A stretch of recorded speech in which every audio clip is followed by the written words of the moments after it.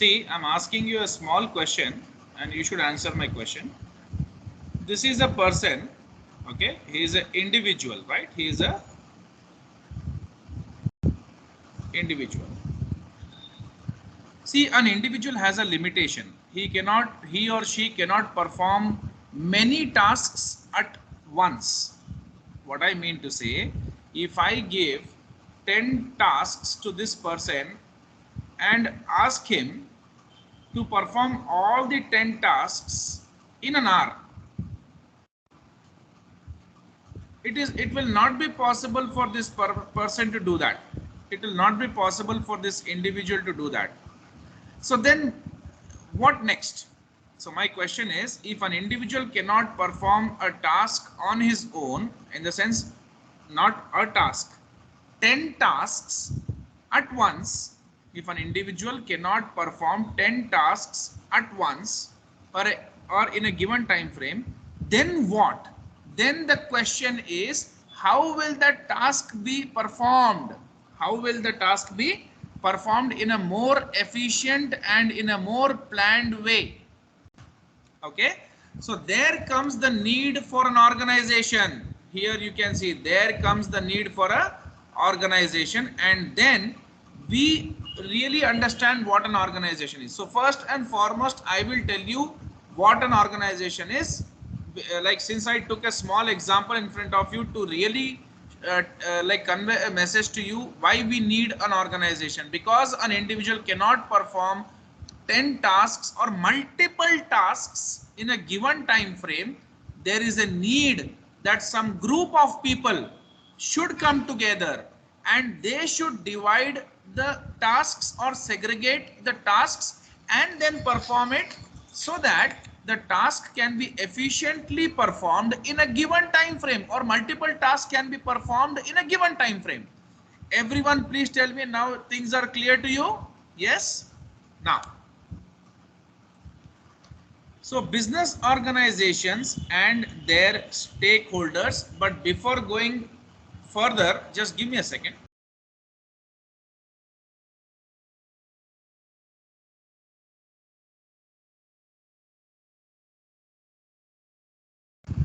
So the next question is, I should give you the definition of an organization in a very simple manner. Okay. So now I will come to this. So you understood that an individual cannot perform multiple tasks in a given time frame. Definitely we require more than one person now to perform those 10 tasks efficiently. Okay. So I may hire, I may say 5 people join together. Okay. 5 people join together. So I can say this is group of people, right? Group of people. And this is nothing but he is an individual. So these are the 5 people, or if you want you can add more 5, they become group of people. Okay, and these people have come together. See these, so let's say the task given to this person is purchase, sale, storage, accounting, legal duties, or legal requirements he has to fulfill, and then production, then comes marketing. Now you tell me, can this one person do all these tasks? No. So henceforth we require group of people who should come together. Okay, and all these tasks are for what purpose or for what reason? These tasks are seen generally in a business, right? In a business.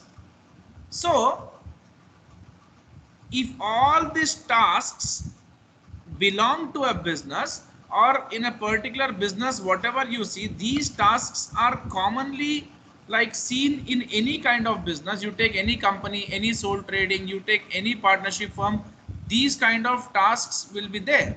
You know, they have to account the, whatever the transactions they do, they have to account, they have to purchase goods, they have to sell goods, they have to store goods. If at all company, they have to produce. then they have to market, they have to do the distribution, etc. So then what I mean here, an individual cannot perform all these multiple tasks in a given time frame. Definitely there should be a social arrangement which which is the requirement, or which is very essential for performing all these tasks in a given time frame. That means now we got that group of people can do this multiple tasks, or a social arrangement whereby group of people come together, which we call a business, and we will add a term to this as business organization. Why? Because this business is not run by an individual here.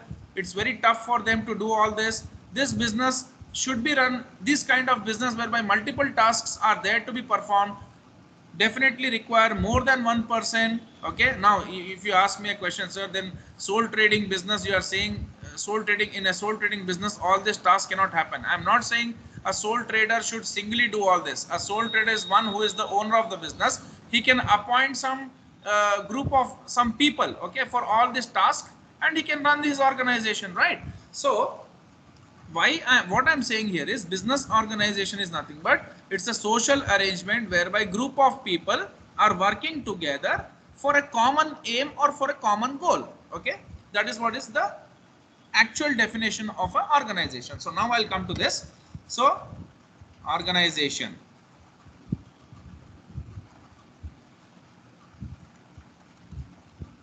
a group of people who form, a group of people means here they will say social arrangement, because there are many definitions given by many individuals. Okay, social arrangement, okay, who form a business, of course. So many people have come together to form a business, right? And since there are many people who are performing certain activities in that business, it will be called as business organization. Okay, because one person cannot do all the tasks or multiple tasks in a very organized way, because if I give 10 tasks to a person, he will do a blunder. If I give him 10 hours or 20 hours or 10 days to do that, he can do that, but that much time who has in the world? So many people have to come together to perform all those multiple tasks, and definitely when people join together, they different people have different thought process, and then they can in a better way coordinate with each other. They can in a better way organize the tasks or organize the things, and they can perform those tasks, right, or activities. Now a group of people who form a business, comma, club, etc., together in order to achieve. So why you do a business? Definitely business is done with some motive. The motive is to earn profits, right? So in order to achieve a particular aim, generally businesses are meant for profits, right? So I think things are very clear to you now. Now I will show the definition which is given in the book. So first and foremost, you should see a slide here, right? The slide says, first of all, what are they? So I have already told you what are they right now. We are discussing about organizations.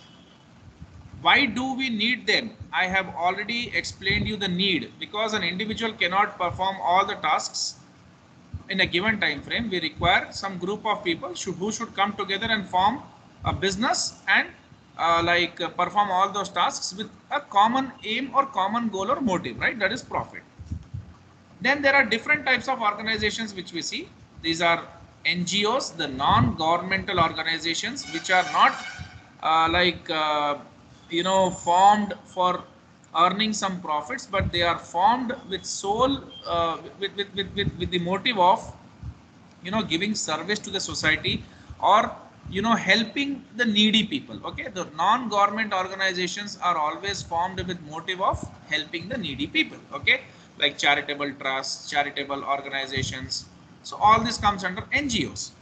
Then there comes profit seeking and non-profit. So see, non-profit organizations, profit seeking organizations are which are solely existing with one motive, that is to earn profits. Okay, and non-profit organizations are there to give services to people, but their aim is not to earn profit. So these are the ones which can be run by government or non-government organizations. So like if I say Indian Railways is a public sector company, but it's a non-profit organization, right? But it's not an NGO. Why it's not an NGO? Because it's a governmental organization. So Indian Railways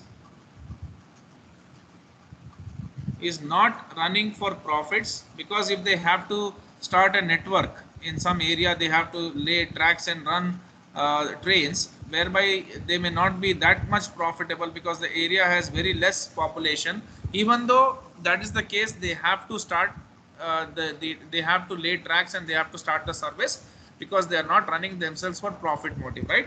So even though Indian Railways is a public sector organization generally, I'm not speaking about public company, I'm speaking about public sector organizations. So public sector organizations are generally running the operations for what? For giving services to people, not for profit motive. Okay, so Indian Railways public sector organization, not for profit, but they want to give services to people. Okay, they want the services to reach to various people of our country. NGOs are non-governmental organizations which are also for non-profit motive, but there is no government control here. They have to get registered, that's a different matter, but no government control. Public versus private versus public sector. So as I've given you the example of public sector, okay, private is like Reliance Industries.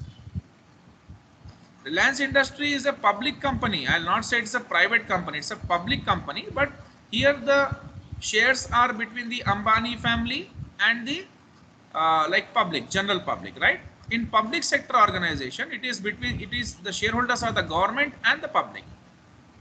Here no private individual has major stakes.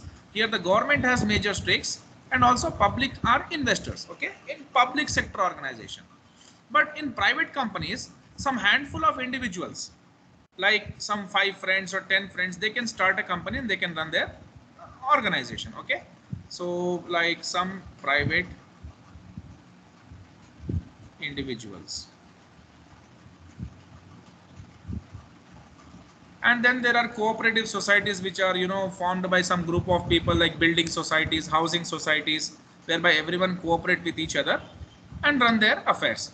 Definitely they get money, because you see, when you see a building society or housing society, there also they get themselves registered, because a lot of money is coming in the society from different residents, and they have to run the society affairs, and they have to address to the they have to always resolve the problems of the residents, and lot of money is coming to them. If any surplus, they can even put that money for investments, and they can try that money, they can invest it, they can expect some growth in their funds, etc. So monetary activities or financial activities are happening there. So cooperative societies.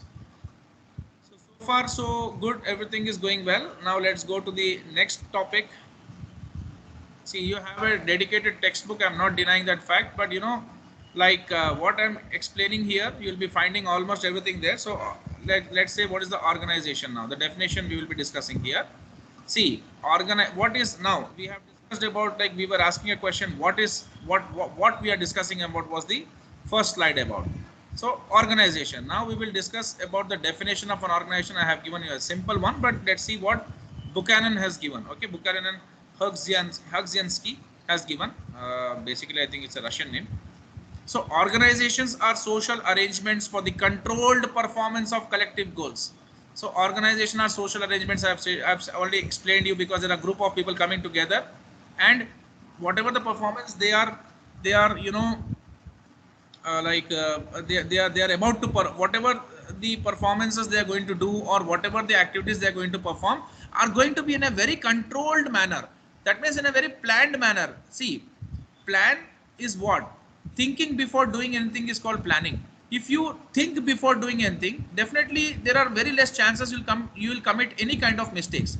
I'm not ruling out the point that it is impossible to commit mistake, but there are very less chances of you committing any mistake, because you have planned the things beforehand, right? And it leads to a better control, right? So arrangements for the controlled performance, and definitely they are having all are having a similar goal, that they want to make the organization profitable, right? Now, so three key aspects of this definition are controlled performance, so planning, so planning, better plan leads to better control, and the performance is always in a controlled manner, and it's a social arrangement, that means group of people, and collective goals, everyone is having the same goal, like they want to make the organization profitable,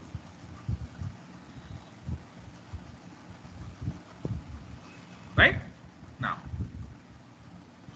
everyone is following, right, if I'm not wrong?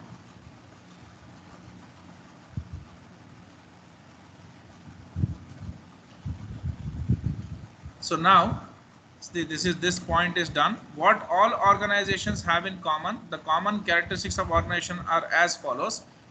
They pursue a variety of objectives and goals. Of course, an organization is definitely created because there is some motive, there is some objective to be achieved, which an individual can't do. That's the reason why group of people have come together, and the organization is set up such kind of, you know, efforts are taken to set up that, because some goal has to be achieved. Now different people do different things or specialize in one activity. Organizations are keen to achieve good performance and meeting or improving their standards. Yeah, they always want to improve themselves, right? Organizations control formal documented systems and procedures. Yeah, see, an organization which like is run by some group of people, they do everything in a very organized way. That's the reason why people coming together to perform tasks in a planned manner is nothing but they are doing the task in organized manner, that means stage wise or phase wise. So they will be very much formal in that, right? They will not be lazy, lethargic. They'll be always be, you know, like motivated and like goal oriented. So all the systems, what they have to follow, the rules, regulations will be documented, and the procedures, everything will be documented, and then definitely they'll be having a better control, and they know what they are about to do or what they are supposed to do, right? So most organizations obtain inputs, that is material, and process them as outputs, that is the finished goods, so that the customers can buy. Okay, so the first question for you is, organizations can achieve results which individuals cannot achieve by themselves.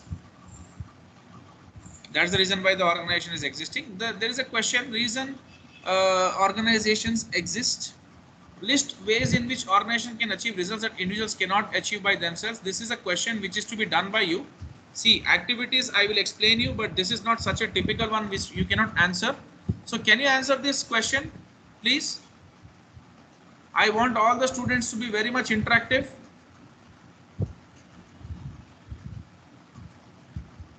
Vaishnavi, can you just tell me some ways in which organizations can achieve results that individuals cannot achieve by themselves? And also Tanya, can you answer the question here which you are seeing on the screen?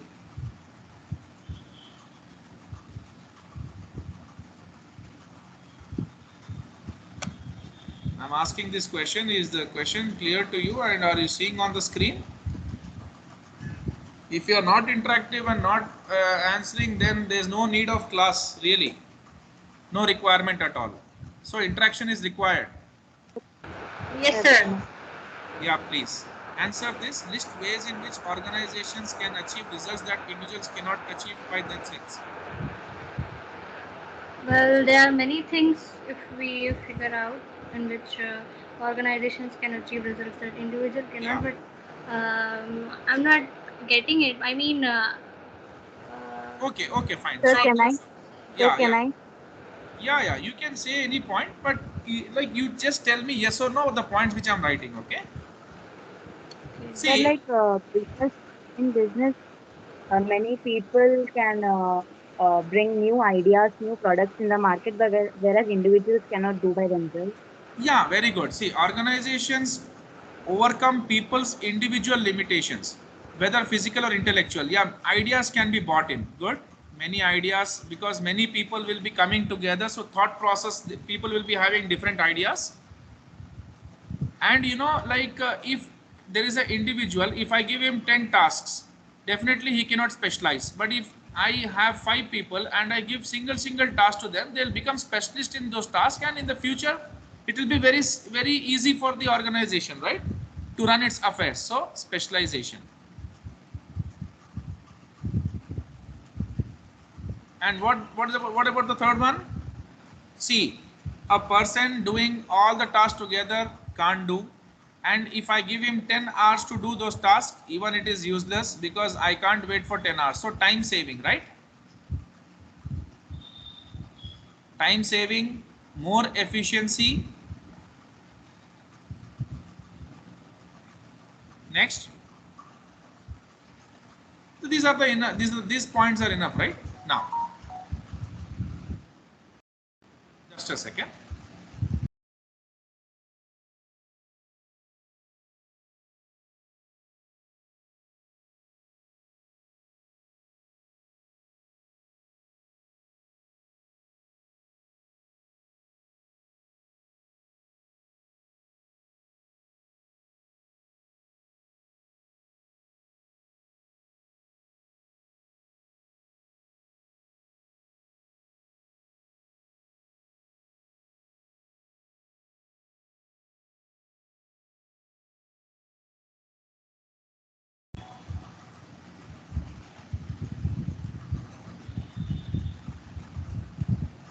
Okay, so how organizations differ?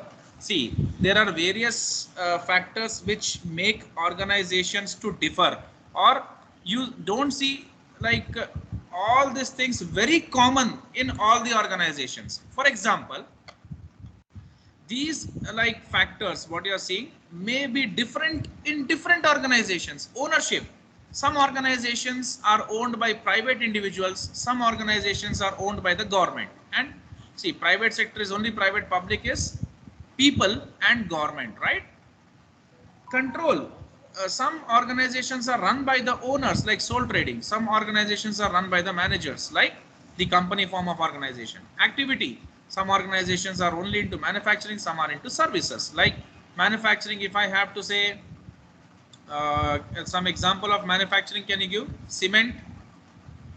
Cement industry, paper industry, sugar industry, there are many industries, right? And services like transportation, like railways, airways, okay, hotel industry, etc. Profit versus non-profit, there are many organizations which are only running for profit, there are some which are running for non-profit. Legal form, see, some are limited companies, some are partnerships. So here what happens, limited companies, you know, companies law is the one which has to be followed by the companies if they have to run themselves like as per law. And partnership firms are run by the partners, okay. And like you know, partnership act comes into picture, right? And then size, some are small family businesses, some are very large businesses like MNCs, Amazon, Google, are like multinational companies. Medium size enterprise, there can be many medium size enterprises like sugar factories and all. Small scale, like you know, small, they make some pens and all. Small scale companies will be there, right? Then the finances, many of the organizations will be arranging finances in different ways, like in form of share capital, they can take loan from banks, they can you know, get funding from the government as well. Technology, different organizations use different technologies, you know. For service sectors, they don't want any big machines, some system computers are okay. For big companies whereby they are into manufacturing, they want big machinery. Amazon and Google, they are doing online business, so different technologies, right? Depends upon the like activity what they are performing. Sectors in which business organizations operate. So you can see all these sectors as I have discussed some of them with you right now. Organizations work in many different business sectors. Here is a list of the broad categorization of industry sectors. Just have a look to this. I'll drink some water.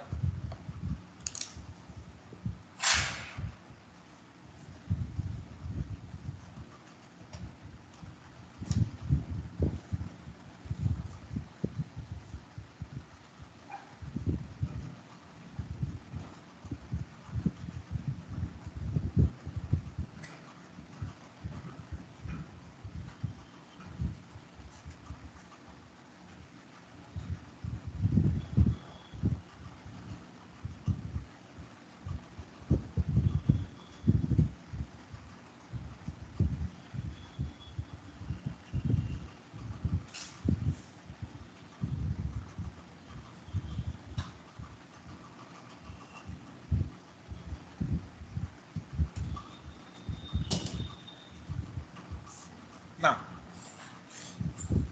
see, you see many of the industries list of broad categorization of industry sectors. Agriculture, whereby food processing, like they make jams, they make ketchup, etc. You see many companies in that, and like producing, like agri-based products, like many of the products we see, wheat processing, and they make wheat flour, okay, production of wheat flour, etc. All these things are there. Manufacturing, like cars, they make cars, right? So they want raw materials, and they want some labor, some technology or machine, and they can convert raw materials into finished goods like car. Extractive, raw materials, like the mining industries, whereby the raw material is extracted from the earth's, like crust, core, whatever you see surface. Energy, like producing electricity with the help of coal. They convert the coal into electricity, that means thermal power plants. Retailing and distribution, delivering goods to end customers. Intellectual production, producing intellectual property like software, publishing, films, music, etc. Service industries are there, like banking, transport, accountancy firms, advertising firms, etc. Information technology like hardware, software, and communication links. So here hardware comes like systems and all, software comes like applications, and communication links like network and all. Okay. So types of business organization in front of you, you can see commercial, non-profit. I have already explained you right now. Public sector, charity, trade unions, local authorities like municipal bodies, NGOs. I've already explained you, cooperative societies and mutual associations. Okay. Types of business organization, identify one real world example of each of the above categories of organization. Can you give me the examples of all this, please? This is an activity. Fast, see, we are running out of time. So commercial, you can take anything, anything you can take commercial, right?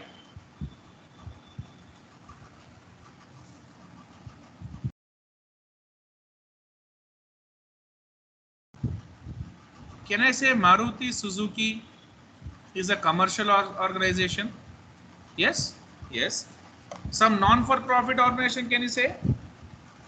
See, there are many non-for-profit organizations, charitable trusts or hospitals or whatever.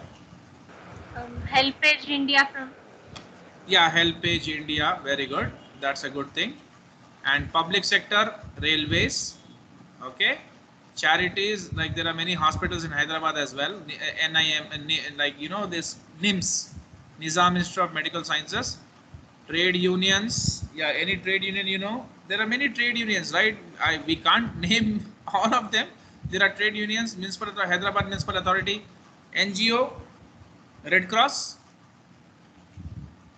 PETA and all, and like cooperative societies and mutual associations. There are many, okay, not all we can name. You can search. Key sources of differences between profit and non-profit. You know that these are for profit, these are for non-profit. So the differences will be seen in all these areas. In profit and non-profit organization, owner and stakeholders will differ. Okay. Source of funding will be different. For profit organizations, revenue is the source of, they can use the revenue whatever they generate for future like investments. And here for non-profit, donations. Goals, here only profit, here non-profit. And here how much profit they make, they understand that performance is good. Here how much better services they give every point of time, more feel good factor is what they want to be given to the people, better services and at very cheaper cost. Here technology everyone is using, like these days it's a common thing. Public sector organization, I already explained you, it is government organization whereby people and government has stakes in the company and people also are investors, right? Reliance, whereby private, like family and public.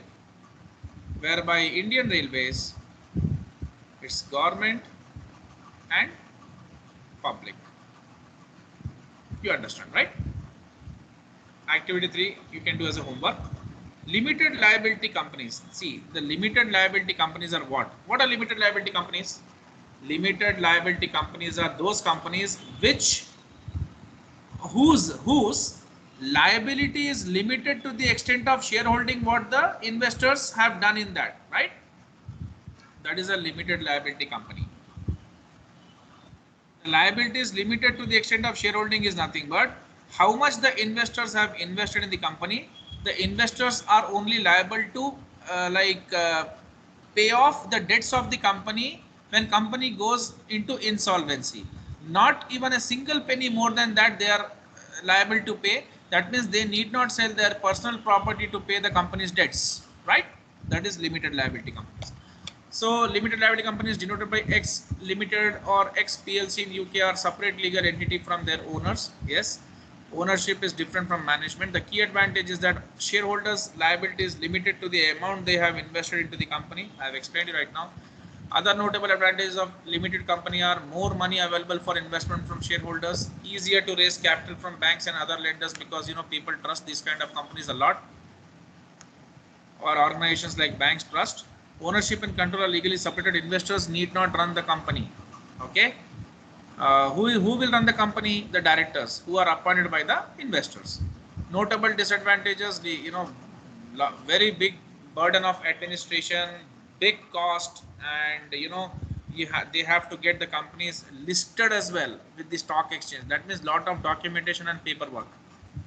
Privacy is not at all there. Everything they have to disclose to the public through websites. Okay, so all the companies, every company which is whereby people are involved or investment is done by the people, they have to share the data to the public regarding the financial statements, etc. You can download many companies.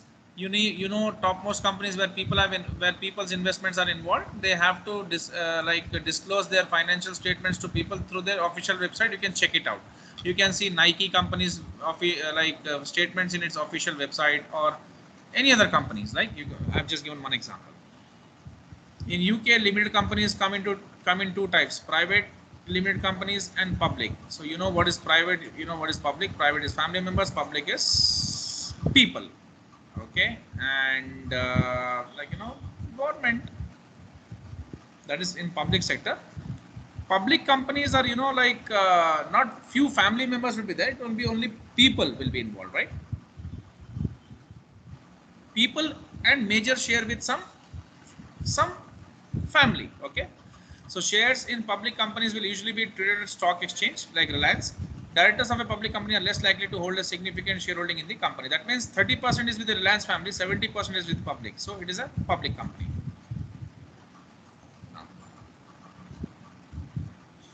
Legal form. So you have an example here. Can you just go through this and tell me what is that they are asking here?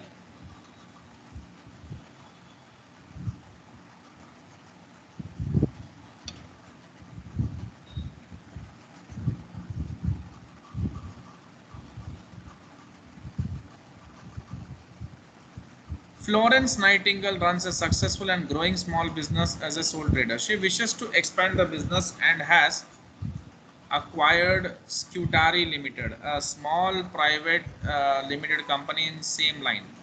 After the acquisition, she runs the two businesses as if they were one operation, making no distinction between them. What is the legal form of the business she is running?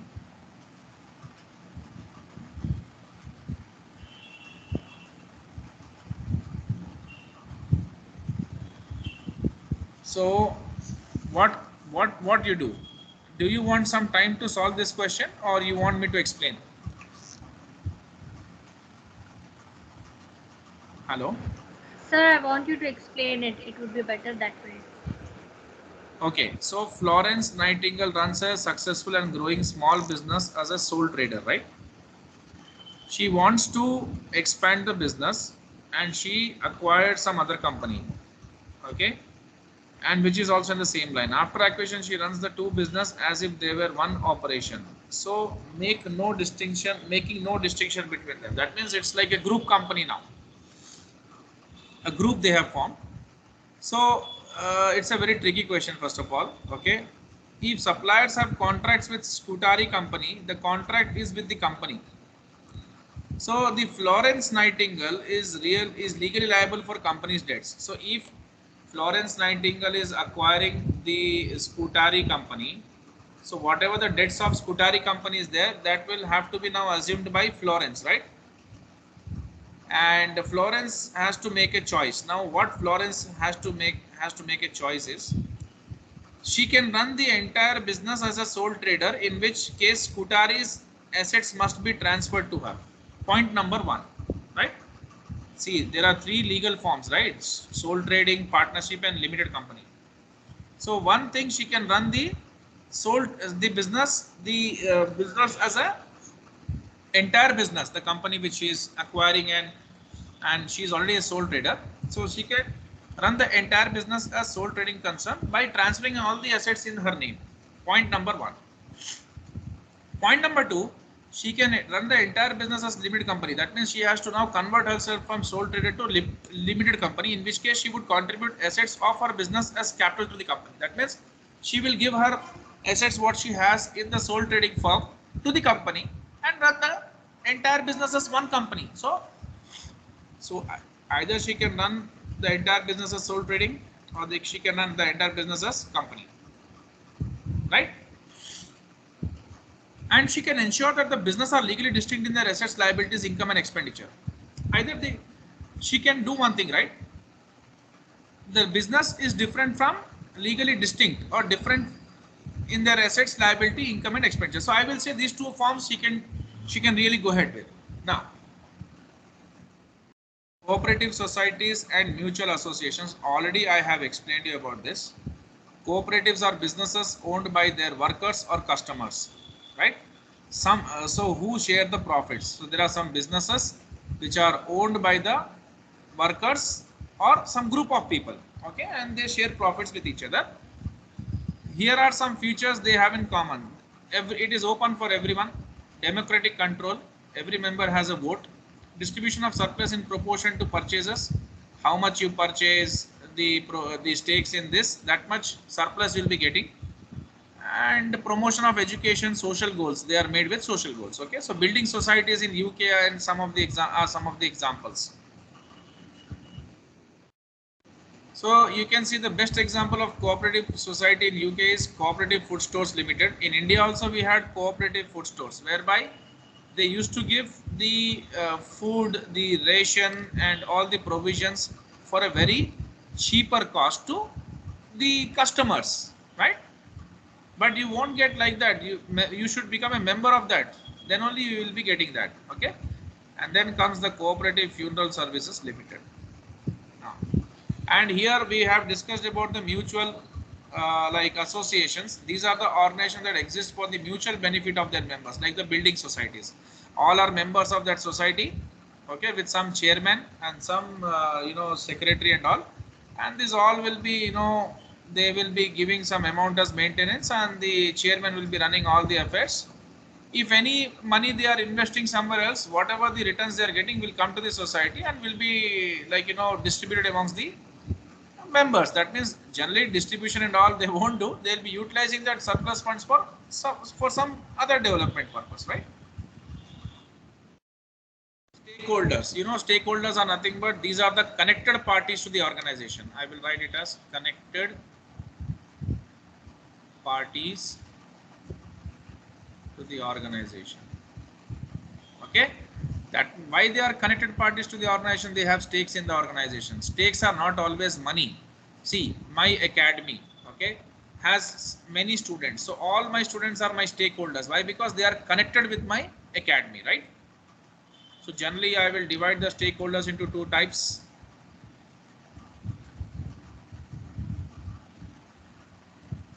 Internal, external. Internal are board of directors, management, employees. External are kind of shareholders. So don't get confused with stakeholder and shareholder. Shareholder is one amongst the many stakeholders. That means shareholder is one amongst many stakeholders, which I am going to right now right here. Okay, shareholders, bondholders, or let's say like lenders, we will say lenders, banks, government, NGOs, political parties. Shareholders are also called as investors. Okay, political parties and pressure groups. These are all connected parties, and they have some. They want something or some or the other requirement they have with the company. Okay. So you can see the stakeholder groups in front of you. Things are written very clearly, and we will discuss about this. Okay. So shareholders or partners or proprietor. So in a partnership firm, there can be partners. In sole trading firm, they can be proprietor. In company, there can be shareholders. They invest money, they want returns from the company. Okay, and they want their business to grow or their assets to grow, right? Their wealth to grow. Now, secondary, directors, managers, they are connected with company because they want livelihood, career, and reputation. They want their career progression. They want to get themselves trained with a lot of skills. So company can be a platform. Pensioner, they want pension. They want like career progression. They want a good environment to work. Customers, they want you know like good products and services.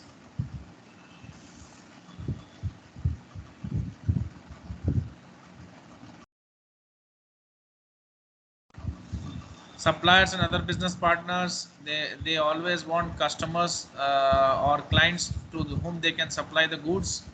They want this custom to be running like continuously.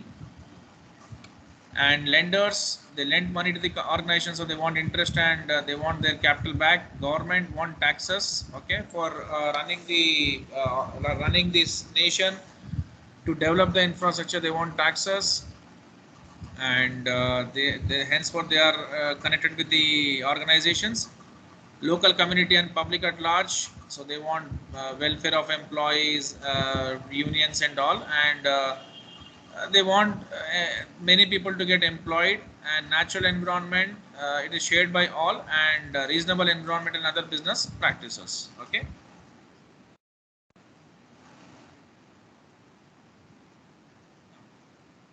Internal, connected, and external. So these are internal. I already explained you all these points, right? See, stakeholder conflicts will be there. What is stakeholder conflict? I will explain you one or two conflicts here, so you can understand, and then we'll discuss Mendelov matrix. We can close this chapter. See, stakeholder conflict is what? There is not always consensus ad idem. That means always two people, they will not agree to just one idea. Okay. So, for example, the shareholders of the company want company's directors to invest the surplus money in risky investment so that their wealth will grow manyfold or exponentially. But directors don't want to invest always the money into risky investments, because if the investments go into losses, then the blame is on directors. This is conflict of interest, right? Tell me yes or no. Yes, sir. Yeah. Shareholders may force resignations and disinvestment of businesses, while managers may seek to preserve their empire and provide growth at the same time by undertaking risky policies. Sometimes managers want risk, shareholders do not want. So wherever they are not agreeing to some point, it is conflict of interest. So one of the good examples I've given to you, right? Matrix.